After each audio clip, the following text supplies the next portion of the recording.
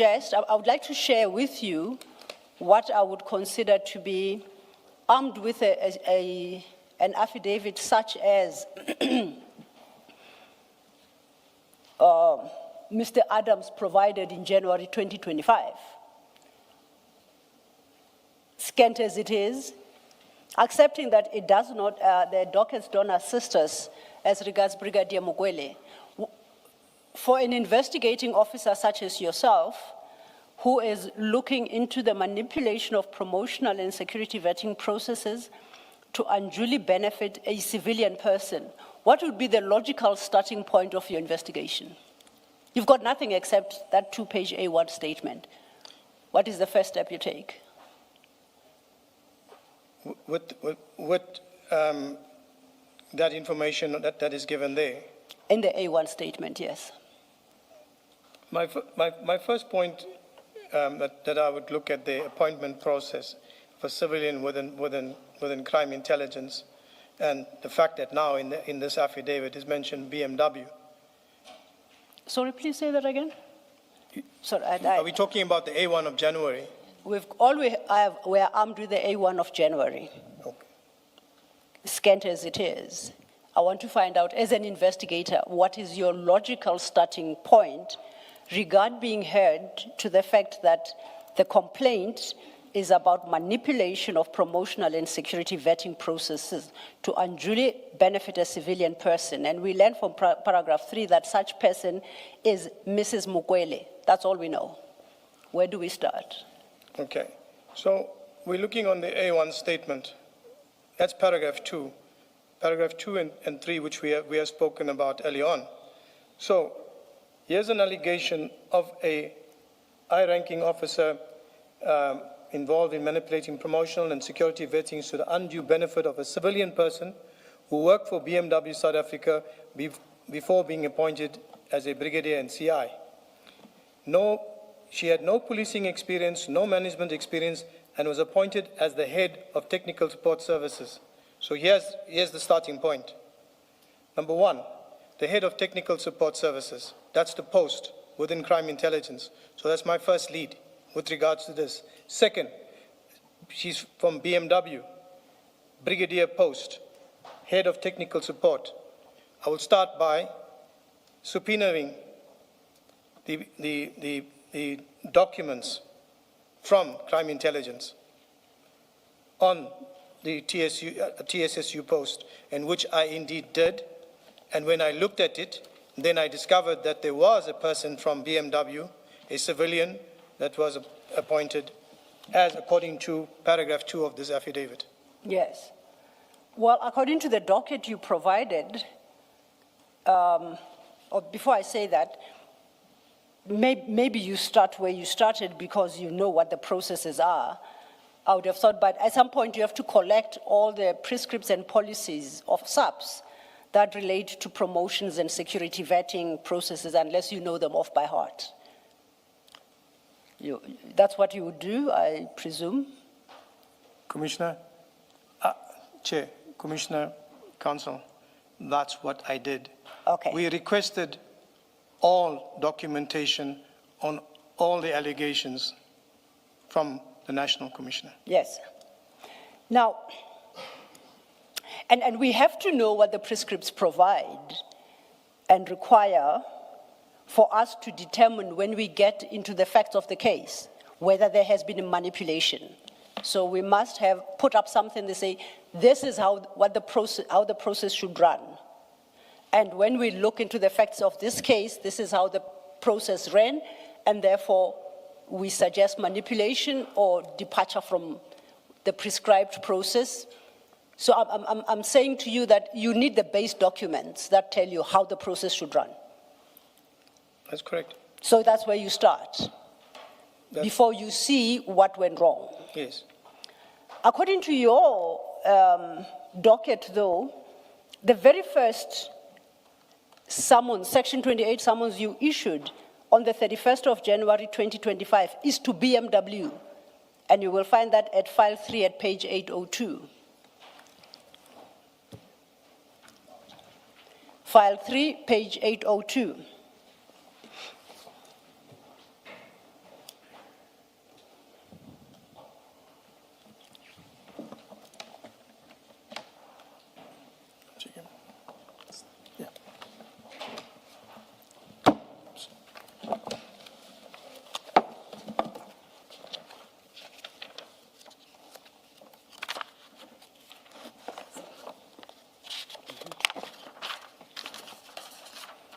Thank you, Councillor. Thank you. There are a few Section 28 summonses in the docket, but when I look at all of them, this is the first, based on the date stamp. This is the first you issued, the 31st of January, 2025. You have a few following on the 6th of February to the National Commissioner, on the 3rd of April, and so forth. But this is your starting summons, and it's to BMW. If you go to page 804, that's where you list the documents you require. From Mrs. MOKWELE.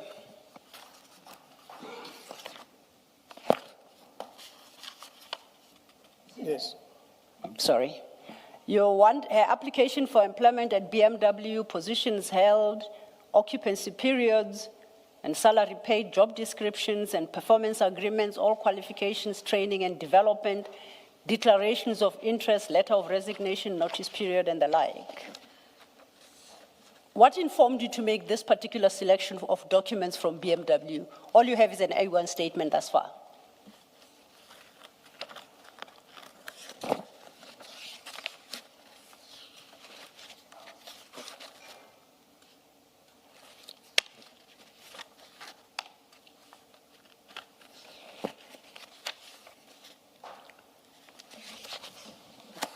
Your question is what made us request this? These specific documents on the 31st of January 2025. The applicant, or rather Mrs. MOKWELE, worked for BMW. Yes. By the time we prepared the summons, we knew who she was. Through investigation, we had identified her, and we knew who she was. Well, I apologize for interrupting you. We know her name from the A1 statement by Mr. Adams. Yes. We know she's from, she worked at BMW. I can't find anything else that tells me about Mrs. MOKWELE in the docket and her employment at BMW until I come across this Section 28. And I assume that if that is the case, you were in exactly the same position on the 31st of January 2025. All you knew was her name and BMW. And remember, the target is to determine whether or not there was manipulation of processes within SAPS. Yes. And I'm trying to understand, why do you start at BMW with these specific documents? Request for these specific documents. What informed this? Thank you, Chair. First of all, on the A1 statement, paragraph 2, there's no name of Mrs. MOKWELE on there, just BMW. It's at paragraph 3. Paragraph 3 of the A1. 3 of A1. Of whose CI A1? management Of Mr. Adams' favored A1. Mrs. MOKWELE over them. Paragraph 3 of A1. CI management favored Mrs. MOKWELE Yes, over my the apologies. ISG. Yes.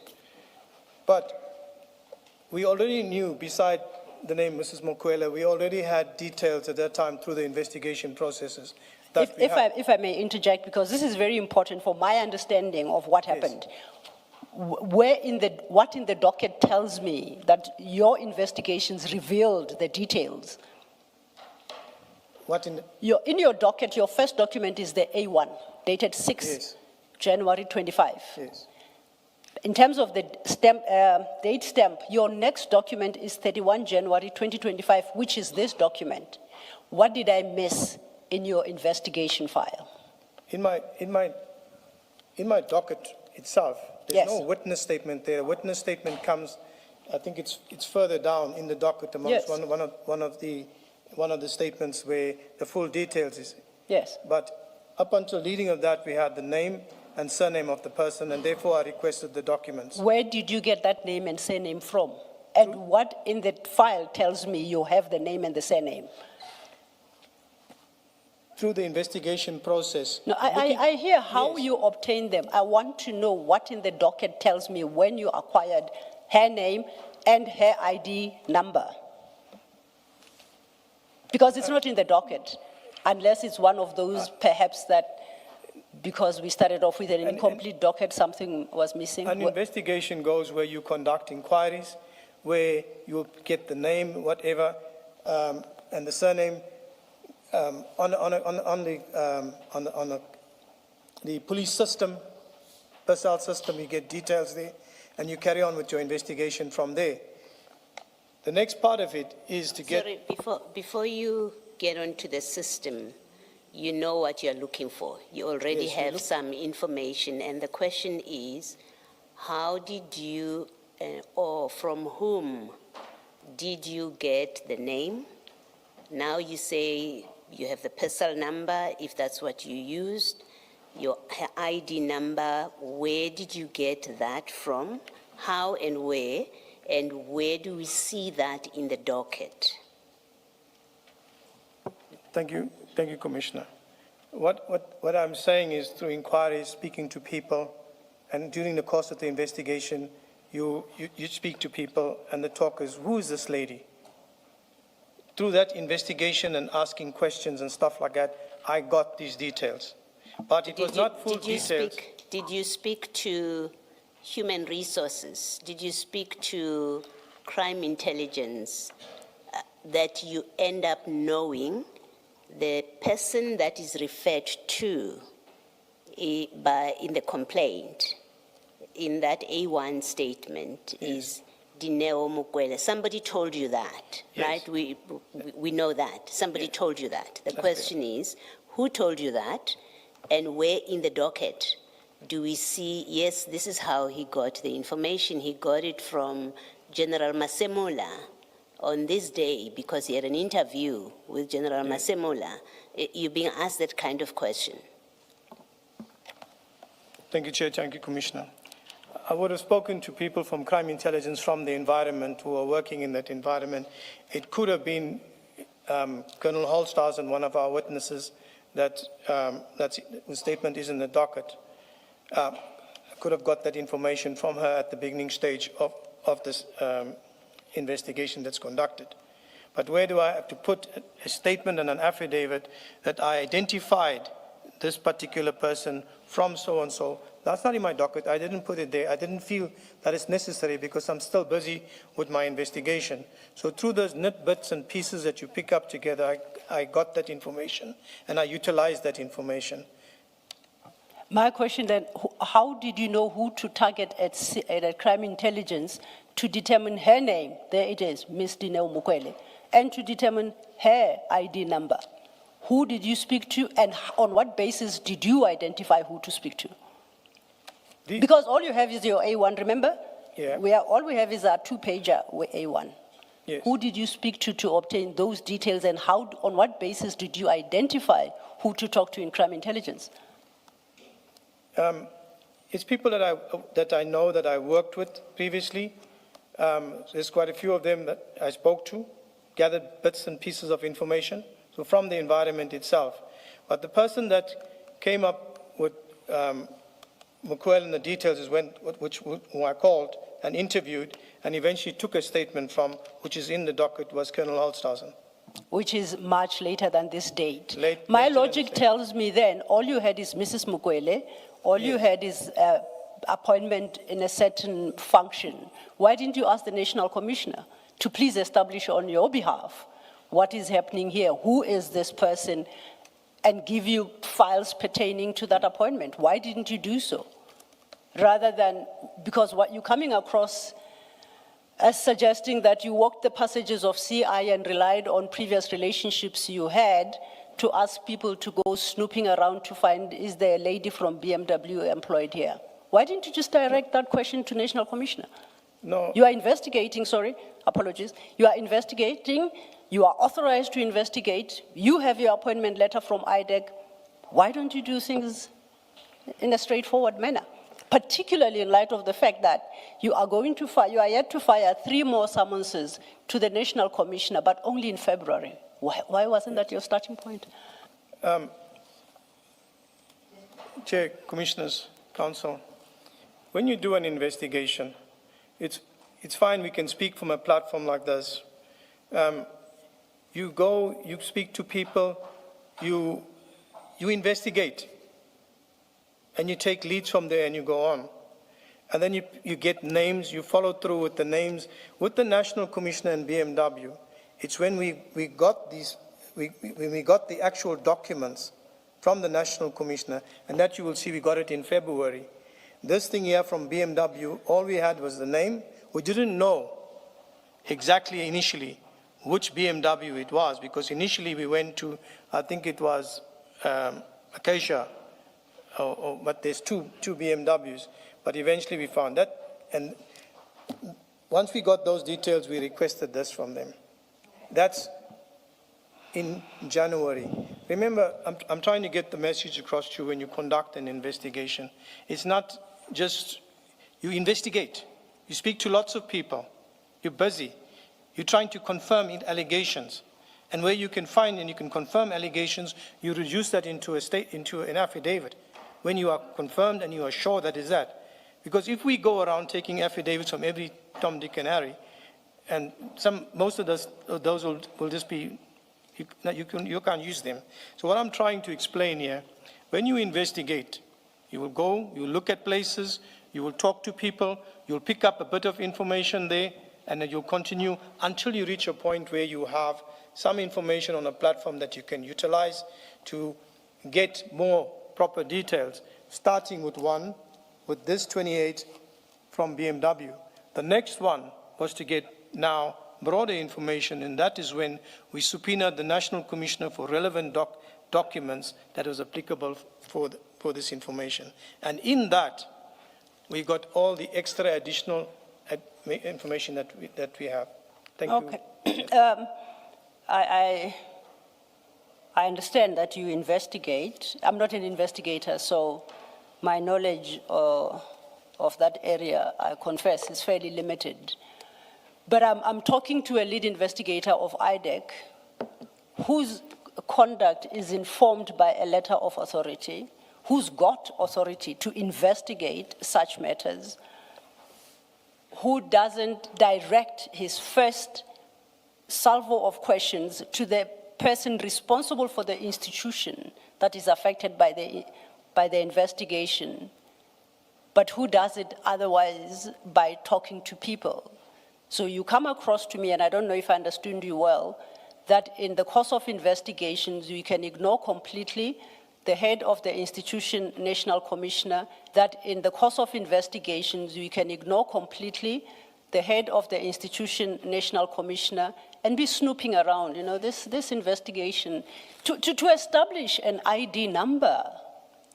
Who did you ask? You had to have dug within CI to establish Mrs. MOKWELE'S ID number, which you reflected there when you made a request to BMW. You could have gotten it in exactly less than an hour from the National Commissioner. It cannot be that the answer is that when you investigate, you talk to people, unnamed people, you give sources, and this is nothing complex. You're just establishing a starting point, surely. Colonel. Can I answer you? Please do. Thank you. We can say a whole lot of things here of how we should conduct our investigation and on what authority and etc. I use my powers of authority when I require them to subpoena people or subpoena documents. But within investigation, let me use the word that you use, Counsel. Snooping is part of investigation. You snoop to get information. And that's where your starting points of all investigations, and all investigating officers will know that. And when it comes to a point where you snoop not enough and you got some facts that you can put down now in a subpoena and a summons and get that information, you go ahead. So I'm not going to say that I didn't use my powers or I used my powers for this and didn't use it for that. I'm basically saying that the investigation is dynamic. Thank you. Okay, the investigation is dynamic. Like I said, I know nothing about investigations, but I trust through your engagement, I'll catch up with something. Now, because of time, I would like you to listen carefully to what I'm going to propose to you and correct me if I'm wrong or I'm missing something. You start with your summonses with this particular one. From there, on the 6th of February, you issue a summons to the National Commissioner. But just like this one, the summons has to be specific. In Annexure B, it has to list the specific documents that you require. The next one I have, we don't have to go there, and I need your attention on this lest I have missed anyone, is the 6th of February 25 to the National Commissioner, but here you request security clearances and vetting files for 7 people. This is the 6 people plus, this is the 6 SEPS members plus Mokwele. That's what you request. You recall that issuing such a summons, right? Yes. Oh, then I didn't want to quit. File 3, page 936. Page? File 3, page 936.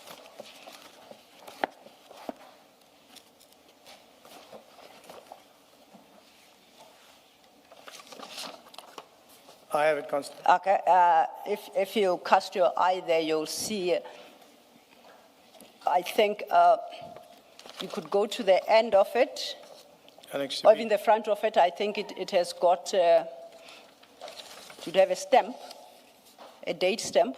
I have it as 6th of February 2025. Is that what you have? 2025, 6th of February 2025. Yes, yes. And that particular summons, if we go to Annex B, we'll see what it requests. It's security clearances,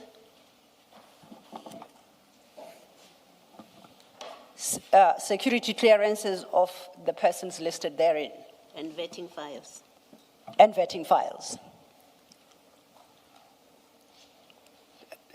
I say in this summons, you were requesting from the National Commissioner to provide you with security clearances and vetting files for the people listed in Annex B. Correct. Okay. This is January, including Mrs. Mokwele. Including Mrs. Yes. McWellis. Is this still relating to the Mokwele file? Yes, but this particular subpoena, that's what I would like to explain. We do one subpoena for all the files of people that we're investigating. So when you see Mrs. Mokwele here, so on this document here with the 28, so this section 28 with all her documents is in this docket. So when you go down and you look at the next person, General Ushaba, in his matter, you'll find a copy of the very same 28 with his documents in his docket. So it's one summons that utilize for all. For all 7? Yes. Yes. So we know now that we are investigating the appointment of Mrs. Mokwele, and we know from A1 that there's an issue about possible manipulation of vetting processes. Why did you need the vetting, clearance certificates and vetting files for all these people? Was there clearance or vetting processes that were subjected to ever in question? Can I get your question, Councillor? Okay. The target of your investigation here, as regards vetting and security clearance, Yes. is the person from BMW who was employed Yes, through some manipulation of process. yes. Okay. The other people, all the SUBS members there, are not in your crosshairs for that purpose, to determine whether they were employed through manipulated vetting processes. They are not. They're not the subject of your investigation. They're not are the they? subject in this docket. They are subjects in other dockets. Remember, as I said, that we utilized one section 28 to request all the vetting files of implicated people. Oh, I see. All the files of implicated. You will find this here together with personal files, all the implicated people. So whichever investigated, it's all the implicated people. Okay, so the fact that the first 6 happened to be the panel members that recommended Mrs. Mokwele is neither here nor there. Their own vetting and clearance is subject to query based on other investigations. Is that where we land?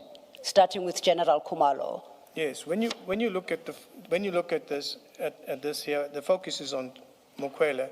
With regards to the other files, as I said, it's other investigations that were being conducted. So therefore, all the documents of the implicated people. So Yeah, so Which Section 27 affidavit triggered an investigation into the clearance and vetting of General Kumalo, by way of example? I have explained it. No, please do help me. Okay. I'm new in this field. We're conducting an investigation, all right? These are the implicated people in our investigation, Implicated in? in our investigations. Yeah, but what are they implicated in? How are they implicated? They are implicated in other matters linking to other crimes. Investigations, as I said, there are various when you look at, for example, General Lushaba,